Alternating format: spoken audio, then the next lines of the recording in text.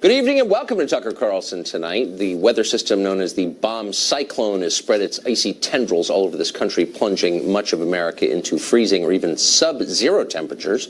Naturally, these severe lows are being presented to you as proof of course, global warming. We'll have more on that later. But first, Republicans in Congress are demanding an investigation into Christopher Steele. He's the author of the infamous Trump dossier that has dominated politics in this country for an entire year. Fox Chief Intelligence Correspondent Catherine Herridge is all over this story, and she joins us tonight.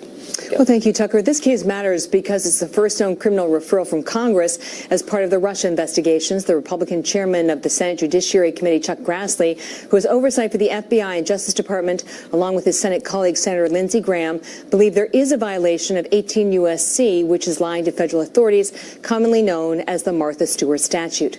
According to the letter made public today, the senators believe potential violations for false statements relate to Christopher Steele's distribution of the unverified Trump dossier. A half dozen major media outlets were briefed before the election. Steele was on the payroll of opposition research firm Fusion GPS, whose co-founder is former journalist Glenn Simpson. In the months leading up to the election, Simpson told Steele to brief reporters at least twice after no reporters ran with the story. The project was, of course, funded by the DNC and Clinton campaign. Senator Grassley said the criminal referral is about a perceived double standard. Trump campaign associates were prosecuted for lying to the FBI, and the same standard should apply to others regardless of politics. Tonight, a senior Senate Democrat, Richard Blumenthal, called the referral partisan and said the Russia investigation was triggered by information entirely separate from the dossier. Tucker. Catherine Herridge, thank you very much for that. Philippe Reines was a longtime advisor to Hillary Clinton, and he joins us tonight. So, Philippe, we've been doing this Russia story for more than a year. I paid pretty close attention. I keep a running list of things we have learned. This is a pretty complete list of what we've learned. Okay, so we've learned that Paul Manafort, kind of sleazy in his business dealings. We learned that Mike Flynn probably should have had a lawyer when he talked to the FBI. We learned that Donald Trump's aides agreed with their boss that we should change our Russia policy, that they called Russian diplomats, as is their prerogative. We learned that Russia bought $100 grand in Facebook ads, and that RT is funded in part by the Putin government. I knew all of that before. Where's the collusion part that justified this whole exercise? Well, that's the part that Robert Mueller is still looking at. And I don't know why looking at this a year is some kind of crazy long time. Look at Whitewater. Ken Starr took over 4 years to get that done. Right. Look at the Benghazi committees. Eight committees took 4 years again. Is the Whitewater investigation, do you think, a model that you'd like to see replicated? I think that Robert Mueller was picked for this job because of his dignity and because of his ability to look at the facts. He happens to be a Republican. He was picked by a Republican administration. I'm not attacking Mueller. No, but look, and he is. You haven't seen this show call for him to be fired or anything like that. I'm more interested in the partisans who've been barking like dogs for the last year about how Russia's subverted our election, our democracy itself is imperiled, Donald Trump was in league with Russia. You know, if any of that were true, I'd be upset about it. None of that turns out to be true, and no one is admitting that they were wrong. It was all a lie. And someone should admit that. There are two. I don't think that that's true. There are two things here. There is whether Russia meddled in our election, and there is whether Donald Trump's campaign had anything to do that. This is what Robert Mueller is looking at, the collusion part. Let's give him time. He's following the facts. He obviously found something. Mike Flynn, the president's first national security advisor, pled guilty. And not just because he didn't have a lawyer. What did he plead guilty to? Hold on, slow down, stop. What did he plead guilty to? Did he plead guilty to perjury? He pled guilty to lying. Look, I'm not here to defend the impeachment of Bill Clinton or the Whitewater investigation. You lived through both of them, and I think they would have given you a keen appreciation for how far afield these investigations can go and the cost to the American public, not just financial either, to those investigations. So I guess that's kind of the point I'm making. If there's collusion, this whole thing is... What about Benghazi? Benghazi went on for 4 years, 8 congressional committees, all held by Republicans. Here's my point. I don't remember anyone listening. Look, I'm not here to say that the Benghazi investigation bore fruit. My point is... So I've gotten 2 admissions out of you tonight. No, but I've never said anything other than that. The charge here is that the Trump campaign colluded with a foreign government to subvert the democracy of the United States. That's treason. That is a charge that was repeated by a lot of leaders on the Democratic side in Congress, not just crackpots on the internet. And Steve Bannon. And maybe Steve Bannon, too. And There's no evidence of it. And isn't it time now for people to start demanding, like, shouldn't we have evidence to back up the outrageous claims that we made? You don't know what Robert Mueller does or doesn't know. He's doing his job. His job is not to tell us it is just Mueller. It's the entire American press corps. No, but nothing else matters right now except for Bob Mueller. This is his job, is to get to the bottom of it. Does it bother you? Look, in the end... It bothers me that we won't give him the time and space to do his job. He's had a lot of time and total space. I mean, he's had an unlimited budget. He can hire whomever he wants. He's under statutorily. There's no expiration date on this. Exactly. That's the point. But people under investigation, targets and subjects, of course they don't like it. But look, as an American, you don't get to choose who's lived through this yourself, would it bother you if at the end of this investigation you get people for crimes committed before the campaign, like Paul Manafort, or you get people like General Flynn, who got caught in a misstatement with the FBI and gets a perjury charge, but there was nobody charged for the core allegation. So far. Collusion. So far. Do you believe that someone will be charged? I believe we're going to find out because we're going to give Robert Mueller the time, or he's going to take the time. And there's a difference between Manafort and Flynn and Papadopoulos. These guys, Flynn, what he did was immediately before the campaign and during the campaign. Papadopoulos was during the campaign. These are not 10-year-old charges like they are for Manafort. The charges themselves, look, I'm not here. The Papadopoulos kid, the Model UN guy. He's fetch Kafiva for people. I mean, let's be real, okay? Flynn was a real guy. He was a key foreign policy advisor to the president. He was national security advisor for 23 days. That's exactly right. And a key foreign policy advisor on the campaign. Papadopoulos had nothing to do with anything. Okay, so let's focus on Flynn. As you know. Look, and Flynn pled guilty. Is there any evidence to lying during an interview? But it's possible that he has told the authorities but is it possible something more. That he's done anything that is actually harmful to U.S. national security, to our traditions of democracy? Yes, what would both that legally and be? otherwise. I think these guys are lucky that naivete is not criminal, because they allowed for a year the Russians to ping them time and time and time again to play them. But did they it's do almost anything, worse that they might not have realized that. A single piece of evidence they did something substantially wrong? Not naive, not stupid, not ill-informed. But like, what was wrong? I'm confused. I think meeting with agents of the Russian government to provide opposition research on a presidential candidate is probably not the most really would it be up there with paying money to a law firm which paid Russian agents for information on which the Hillary campaign it would be up there with the Republican Party commissioning that report. It wasn't the Republican Party. It was a Republican organization. Yeah, it was a guy who hated Trump, some hedge fund billionaire who didn't like Trump, and then the Hillary people. Chris Steele, who is he's a renowned British intelligence agent. By the way, Grassley and Graham, this criminal, why don't they have him in open court? Yeah, have him in open hearing. More information. I think they might be afraid to hear it all. Philippe, thank you. Good to see you. Good to see you. It's been almost 4 months since President Trump announced his intention to end DACA. That's Barack Obama's program that hands out work permits to illegal immigrants who arrived in this country as minors. Since that time, lawmakers have been trying to hammer out a plan that would protect DACA beneficiaries from being deported. Now, trying to cut a deal is reasonable, but amnesty should only be given in return for real and long-term immigration reforms. Otherwise, will amount to yet another betrayal, the kind that voters have seen many times over the past 30 years, the kind that got Donald Trump elected in the first place, actually. America deserves real borders and policies that put American interests first, instead of an endless cycle of amnesty coupled with empty promises of future border enforcement at some point, and that's what we've had for a long time. United behind stricter immigration laws should not be a heavy lift for the Republican Party. For one thing, Americans want it. They want it badly. We know that because a new poll by Numbers USA asked likely voters how they felt about various aspects of our immigration policy. And the answers sounded a lot like a Trump campaign speech. Consider chain migration. 57% of likely voters said that if DACA beneficiaries get amnesty, they shouldn't be allowed to bring their family members here. Just 31% of voters disagreed with that. How about the diversity lottery? That's the program that selects 50,000 people every year to enter the United States, gives them visas. They're selected pretty much at random without regard to any qualifications, including English knowledge or job skills or cultural fit. 60% of voters said the diversity visa lottery ought to be abolished entirely. Only 29% supported it. And then there's E-Verify. That's the program that allows employers to check the legal status of people they're going to hire. 57% of likely voters say Congress should require E-Verify for all hiring so that employers can't claim ignorance when they hire illegals. Just 23% disagreed with that.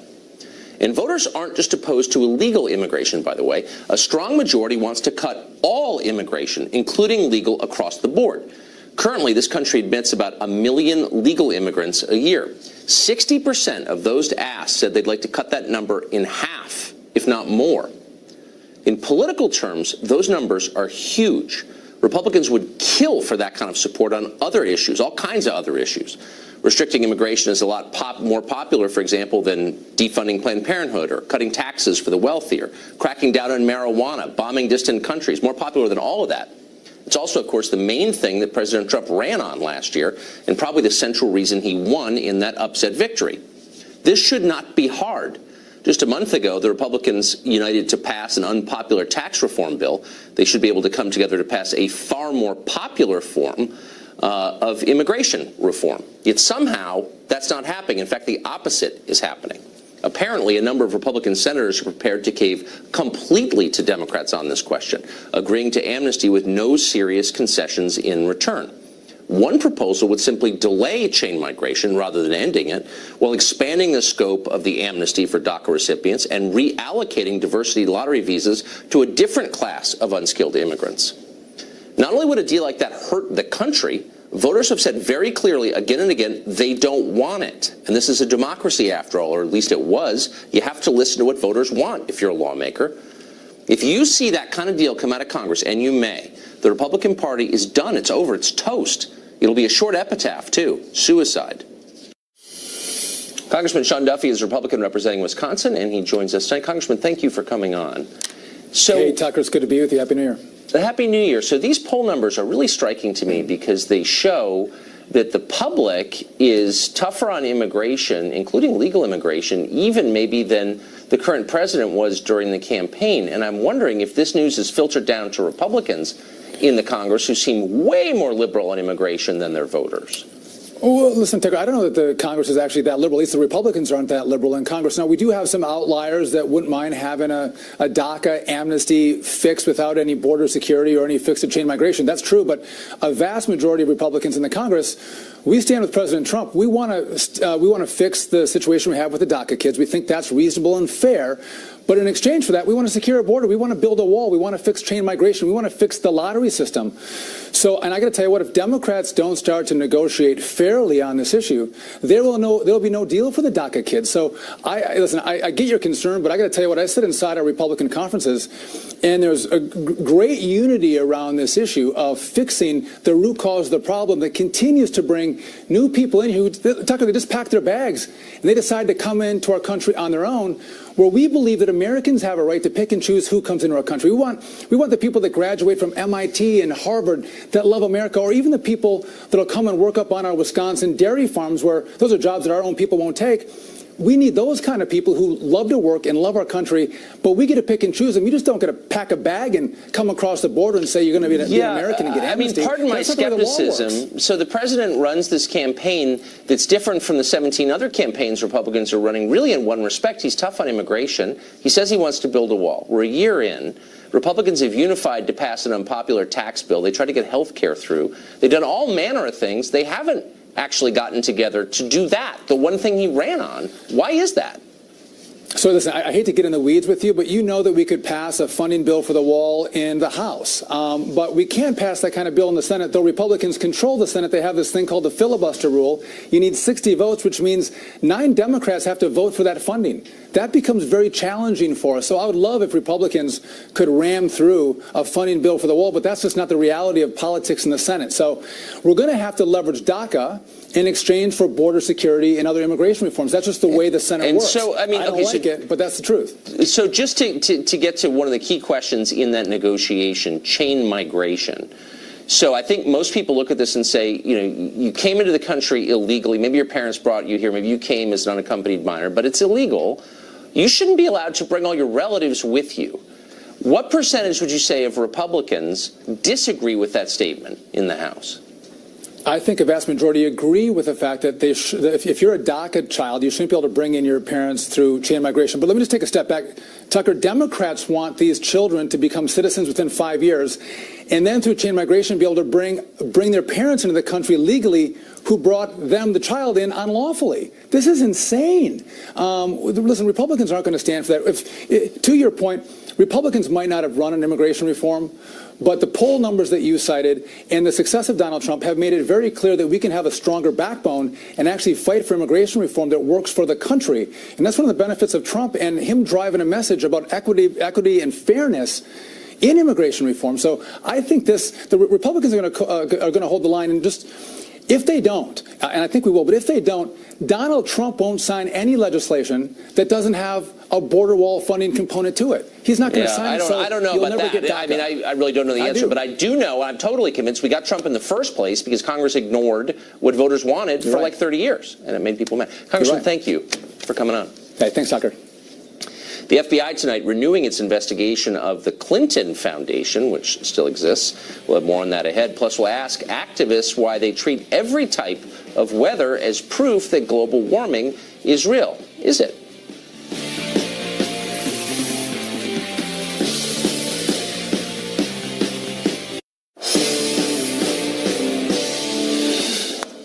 So we're in the middle of something called the bomb cyclone weather event. Not clear to come up with that name or what it means, but here we are. It sent temperatures plunging all over this country. The severe cold has prompted assertions that it is the product of global warming. Claims like that are a recurring theme in American life in recent years.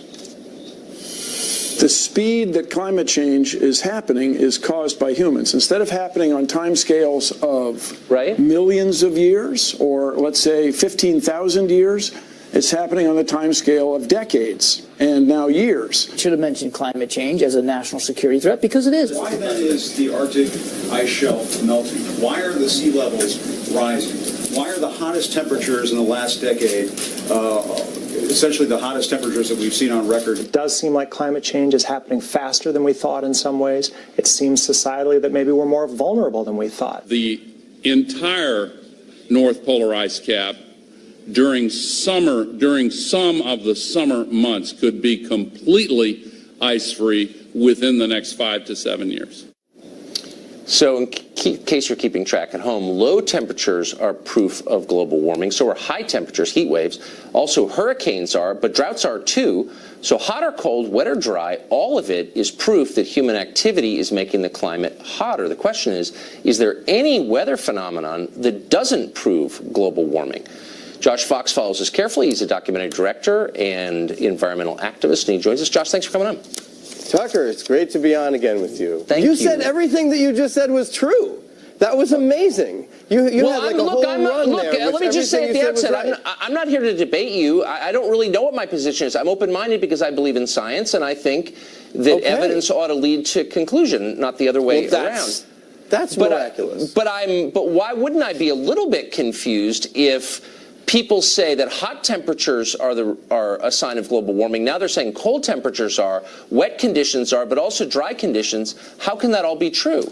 Again, you're not really stating it correctly. I think what people are saying about the bomb cyclone is it is a similar weather event to a hurricane, which is true. What climate change does as a result of warming is it increases the extreme weather events, right? Extreme cold, extreme hot. But in this case, we're talking about extreme storms, right? Hurricane Maria, Hurricane Irma, Hurricane Harvey. These were unprecedented and incredibly disastrous events in terms of the climate, and this bomb cyclone is very similar. Now, in the scientific terms, just to stop. And I just want to make sure I have this right. And I want to make it clear, you're not a scientist, so be sure not to patronize me. Just give me a straight answer. I was told for the last 15 years that global warming, its main result was higher temperatures. So can you see why I'd be confused? We are seeing higher temperatures. So, but if this turns out to be an unusually cold year, and it looks like it may, how can that also be? It's cold in New York. It's cold in New York. You're in New York. I'm in Louisiana. And in fact, yesterday I was in St. Thomas where it was 80 degrees. And that's the point. The hurricanes and the cyclones start with a warming Atlantic. When the Atlantic Ocean is warmer, it evaporates more water into the air. When you have more water in the air, more water comes down. So you saw this huge deluge with Harvey. You saw all of this wind and rain with Irma and Maria, and now you're seeing huge amounts of snow because of the warming temperature in the Caribbean. Wait, but I'm right? confused. You know Okay, that so these we're storms seeing a come lot up of from snow. Florida, right? We know that, right? But it was Tucker? just, I'm not sure what we know. Because I'm explaining to you the hold on, let me just science. ask Now, you asked me about science, right? So I'm explaining to you the science. I don't know how much you know about science, and I know that I don't know much about science. I have a map right here of the whole world temperatures, right? Now, you'll see the blue right there. That's North America. That means it's colder than average. But if you look at the rest of the planet, it's warmer than average. That means when you talk about global warming, you look at the entire globe. Okay, not just New York City. When it's like, you can say, I live in New York City, so it's colder in New York City. That's not an argument. That's why we keep records. That's why the Farmer's Almanac keeps track. I get it, but let me just ask you a question. You're filibustering because I think you're fearful of answering a straightforward question. And so here's one. So it was 4 years ago, the New York Times, in a piece that I remember reading, predicted, and I'm quoting, the death of snow because of global warming. Global warming was going to end snow in the United States. Then 3 years later, we had record snows. That was last winter, and they said another effect of global warming. During that same period, they wrote a piece saying that the overabundance of ice in Antarctica was a sign of global warming. And then 3 years later, they say a lack of ice is a result of global warming. First of all, what you're saying is absolutely not true.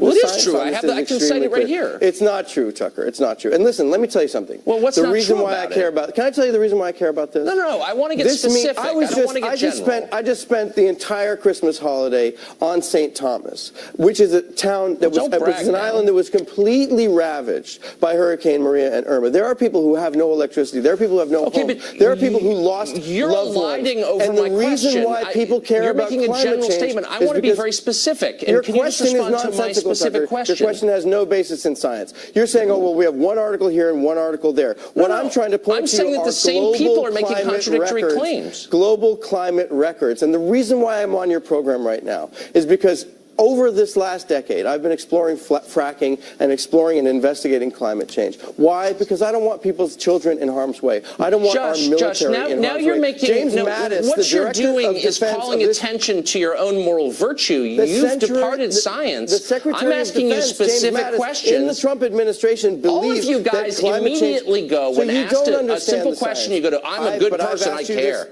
Like I asked you the last time, do you understand the science behind climate change? Do you understand? It's too frustrating. Thank you. Tried to get an answer. Couldn't. Well, the hits keep coming for the NFL. Ratings are down. Players are kneeling. Concussions are scaring more people than ever. Now, Barstool Sports, honestly, one of the best sites on the entire internet, is suing the NFL for stealing a slogan. We are honored to have the head of Barstool, Dave Portnoy, here next.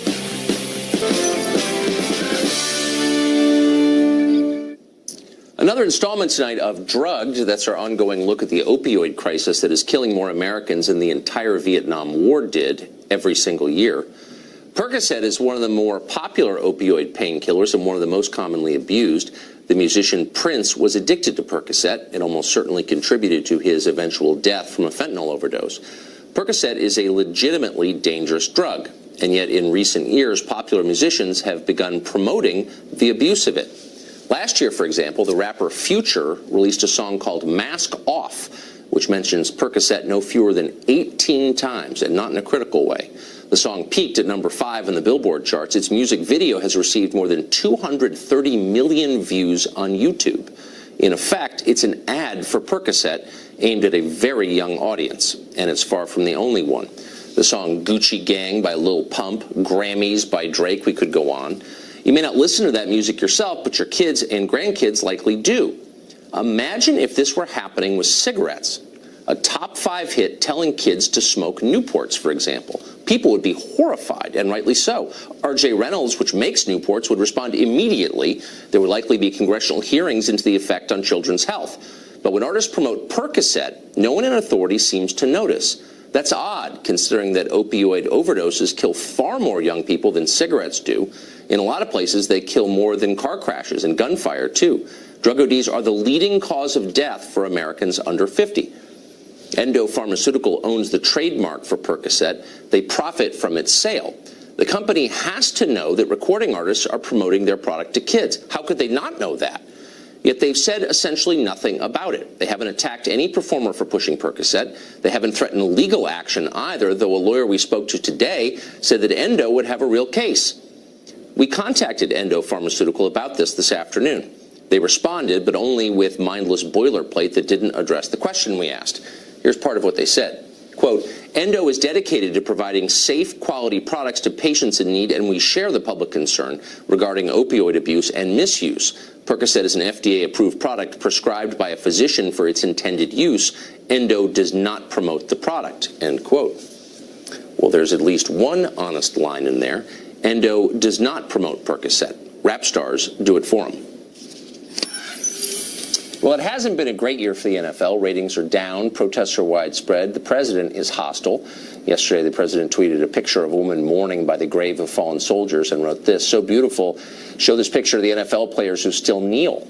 Now the NFL has a lawsuit to worry about, too. Barstool Sports, one of the great sites of the internet, is no friend of the league. They're banned from Super Bowl media days. They were once arrested, some of the reporters were, for protesting outside the NFL headquarters in the wake of the Deflategate controversy.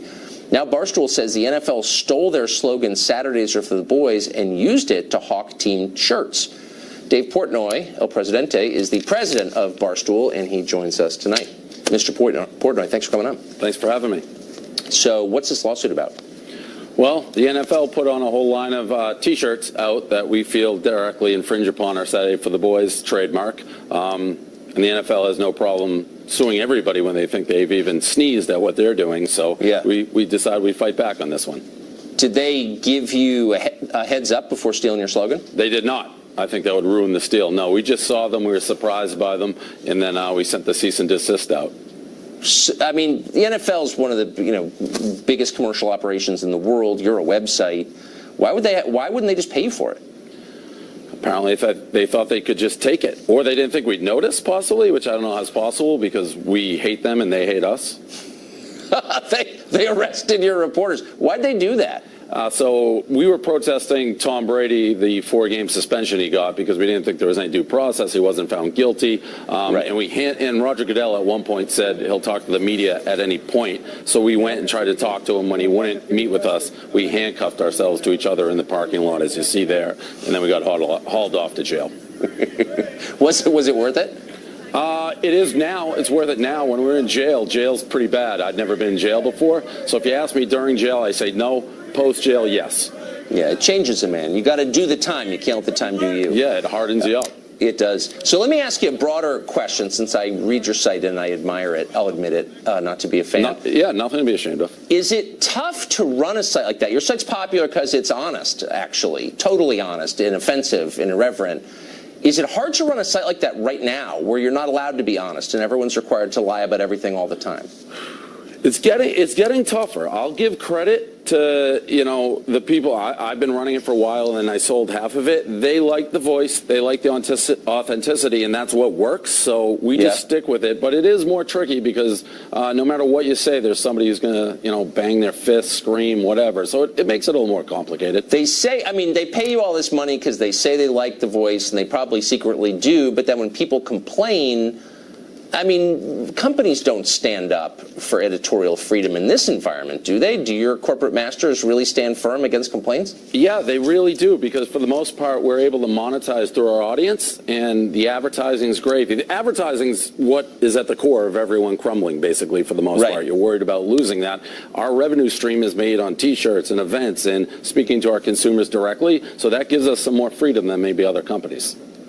Have you noted, does this seem like a hard moment to make art? That requires free thinking, and that does seem in short supply right now. Yeah, I'd say it's a very difficult time. We were lucky enough we had already built our voice and had this large fan base. But yeah, to start from scratch, especially with social media, I feel like social media amplifies everything because, 10 to 20 people can make it seem like they're actually speaking for a much larger crowd when they're not. That's right.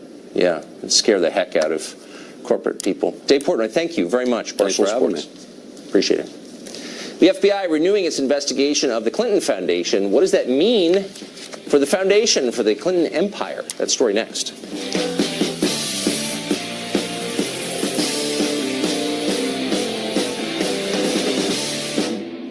The FBI tonight taking another look at the Clinton Foundation, searching for evidence the foundation may have taken donations, brace yourselves, in return for political favors. Trace Gallagher has more on that story. He joins us tonight. Hey, Trace.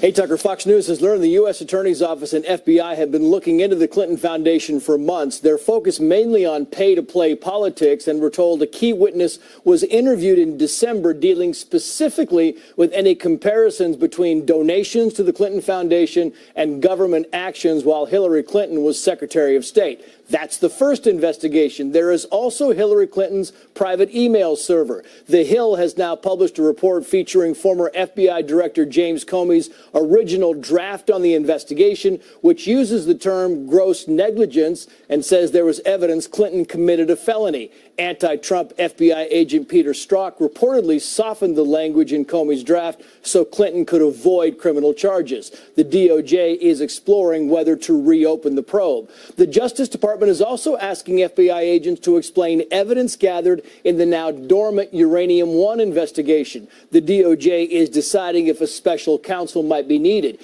Uranium One is the 2010 transaction where the Obama administration allowed the sale of U.S. uranium mining facilities to Russia's state-run energy giant. The Hillary Clinton-led State Department was among the 9 U.S. agencies that approved the deal. Finally, there's a potential probe into allegations the Obama administration tried to secure the Iran nuclear deal by ending a federal investigation into the Iranian-backed terror group Hezbollah. But ending the investigation reportedly led to Hezbollah trafficking hundreds of millions of dollars of cocaine into the U.S. and building up their base of terror. Hillary Clinton was Secretary of State at the time. The Clintons claim these are all efforts by Trump to divert attention from Robert Mueller's special counsel.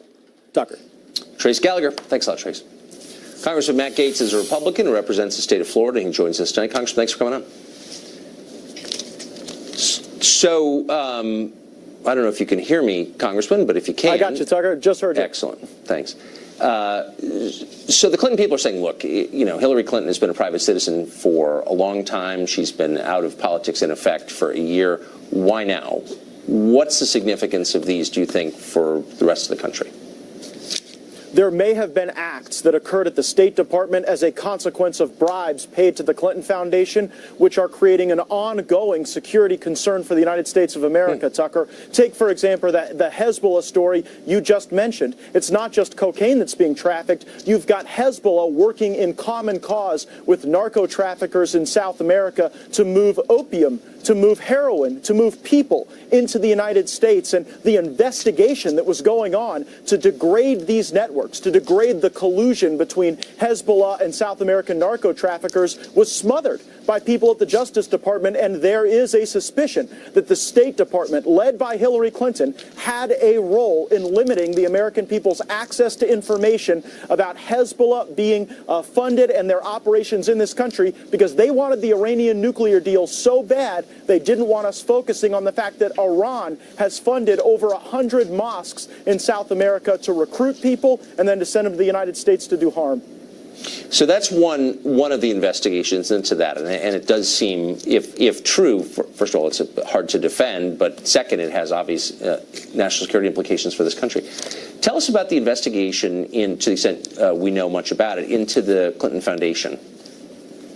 Well, the accusation is that the Clinton Foundation was merely a money laundering operation where people paid in order to have access to the State Department. And there were notations on particular documents and bids where people would write FOB, friend of Bill, which means those were donors to the Clinton Foundation. And as a consequence, they were given special treatment. That's the type of thing that we have to know about now, not to exercise some revenge on a defeated presidential candidate, but to ensure that we don't have people right now acting as vendors on behalf of the United States of America, not as a consequence of their merit or what they can do, but because they're friends and potentially donors to the Clinton Foundation. Yeah, well, I mean, that whole operation was false from day one, obviously. Why is it taking so long to get these investigations underway? You know, we've been calling for this for over 5 months. 20 members of the House Judiciary Committee sent a letter to Attorney General Sessions saying that we've got to look into these things because of the ongoing security concerns. And finally now, we have Hillary Clinton dealing with investigations cascading down on her like it's a bomb cyclone. I think the day's coming soon, Tucker, when we'll be sending an I'm with her t-shirt to Hillary Clinton's cellmate. Yeah, I mean, so you think that she is criminally exposed potentially? Absolutely. Look, if people were taking bribes and then as a consequence of those bribes engaging in actions that they would not otherwise be engaging in, that is a crime. You cannot do that in the United States of America, and we've got to go now and remedy the consequences. Take, for example, the subject of your show tonight, the opioid problem. If you had people trafficking and would have been found out otherwise, we've got to now go back and remediate the harm that the Clintons caused this country. Congressman Matt Gaetz of Florida, thanks for joining us tonight. I appreciate it. Thank you, Tucker. Math tests, English tests, privilege tests. That's right. School children now getting quizzed on their privilege and facing shame if they have too much, according to their teachers. The details next.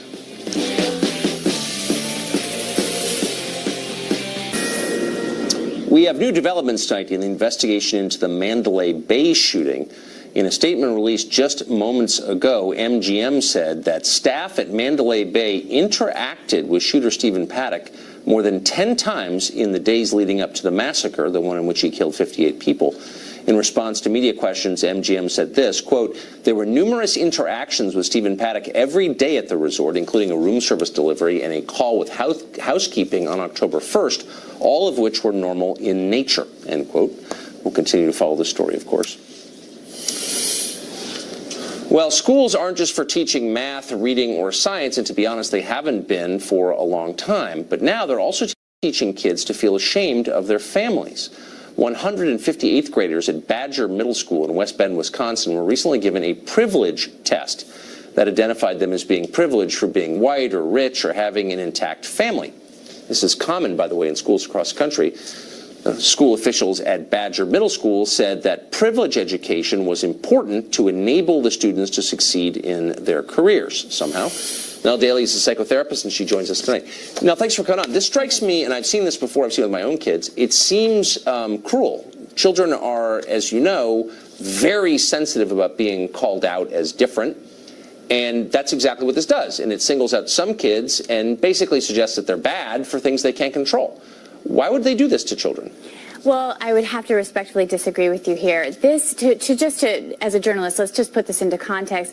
They gave this test in an English class after the students read To Kill a Mockingbird.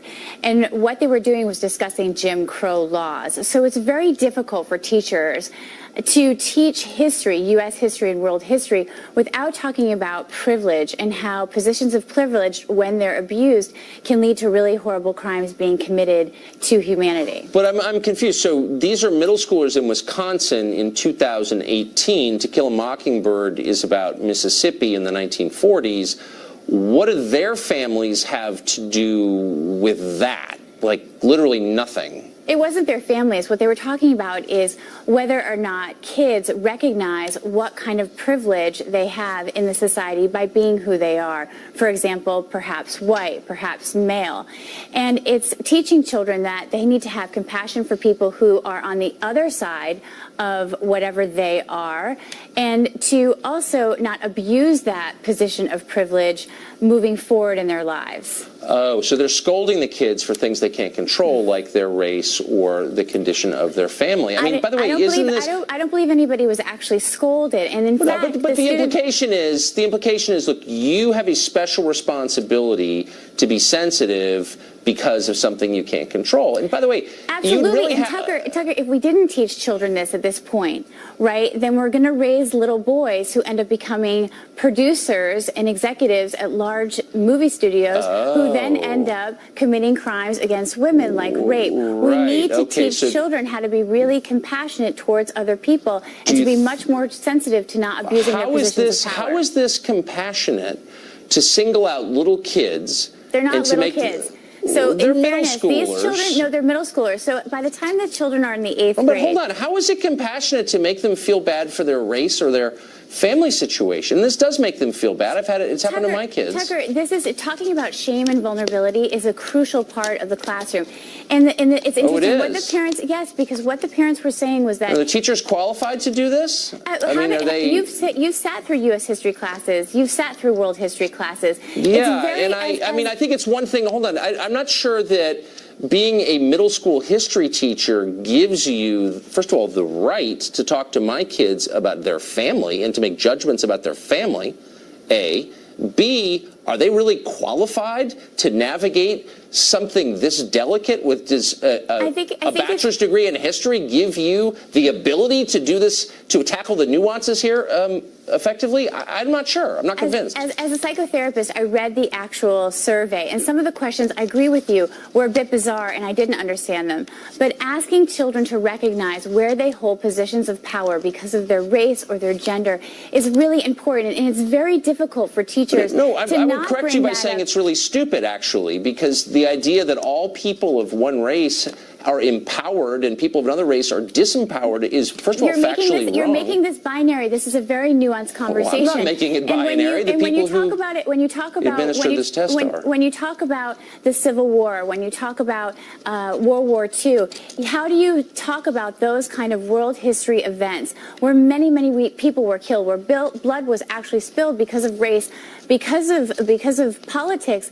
You can't not bring this stuff up with kids in a classroom. Right. And I'm not suggesting that you don't bring it up. That's not at all what I'm saying. That's what the teachers are doing. The teachers were hoping. Well, hold on. Slow down. What I'm saying is that you shouldn't say to kids that somehow you're implicated in it. The Civil War took place 150 years ago. It has nothing to do with the kids at Badger Middle School in Wisconsin. No, that's not what the survey was saying. The survey was saying, do you recognize where you hold a position of power? And the thing that's interesting is what gets triggered. But this is, hold on, this is subjective. This is totally subjective. I mean, I could say let's be totally real here. It's not always true that the white guy is the most powerful person in every situation. That's a gross generalization, actually. I agree with you, but let's just say, for example, that men still make more money than women across many industries in this country. That's a position of power because you're a male in this society.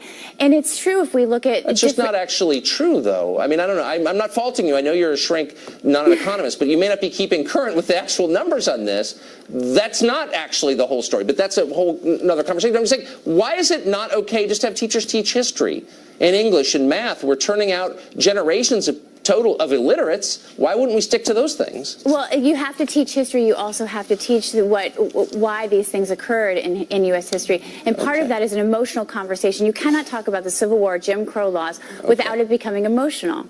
Yeah, apparently not. I can. Nell, thank you. All right. Great to see you. Thank you. Good to see you. We'll be right back. Okay.